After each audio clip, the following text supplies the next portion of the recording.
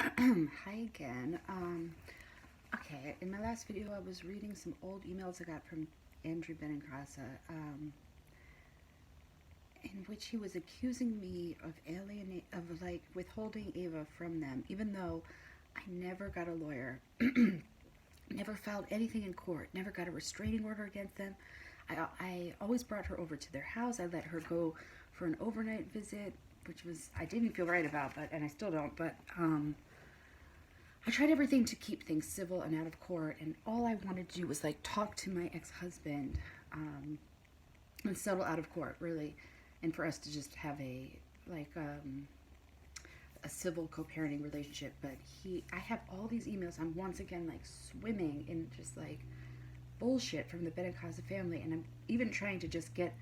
I've read a couple and printed out a whole bunch of Andy's letters, and I want to read them. All and have them all on YouTube for um, for reference because I mean, for example, like I just read one, and 3 years ago he was accusing me of trying to cut Ava out of their lives, which I never did. But then now that they have not let Ava have any contact with me whatsoever, and they justify this by saying I'm mentally ill, which I have already gotten 5 mental health evaluations, 3 psychological and 2 psychiatric, and I have never been diagnosed with a mental illness. I scored higher in the IQ section. Like, they're just lying, and I think I proved that with the last. Now, even if they have not let me see my daughter in a year, and then they accuse me of being mentally ill if I have what's called a bad reaction to that, meaning get upset. Um, it's so insane, and this type of thing is used against parents all the time in family court, where they separate parents and children, and if the parents get upset, then they're accused of having a mental illness.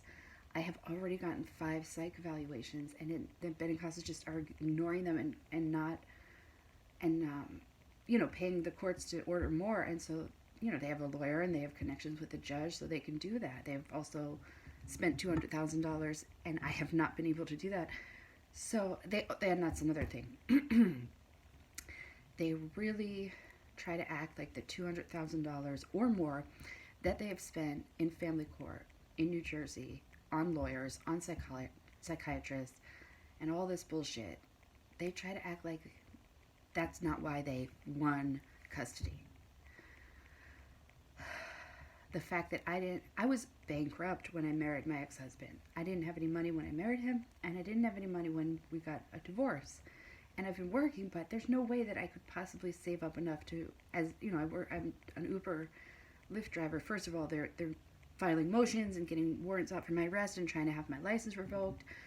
So to say that like there's any way possibly I could save up enough money to fight with a CEO in court, and I have been speaking out against the Actors Fund and against Joe Benincasa.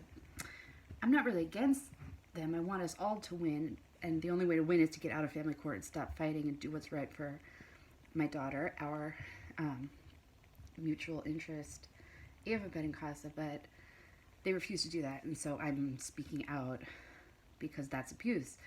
I can't possibly compete in family court with a guy who makes $500,000 a year, and especially when he's doing everything possible to thwart me. And I haven't seen my daughter in a year, and I mean she has not been home since she was 4 years old, and now she'll be 7 soon. So this is severe child abuse and severe abuse of me and my daughter, and I am speaking out about it because it has to be. It's happening all over, and I want to lend. I have to believe that this suffering was, something will come of it. So I'm like in all these emails, but I'm going to slowly get through them all and read my testimony and just show you the kind of things that were used against me in court, and how, and for example, from the minute we separated, they were trying to build a case that I was keeping Ava from them.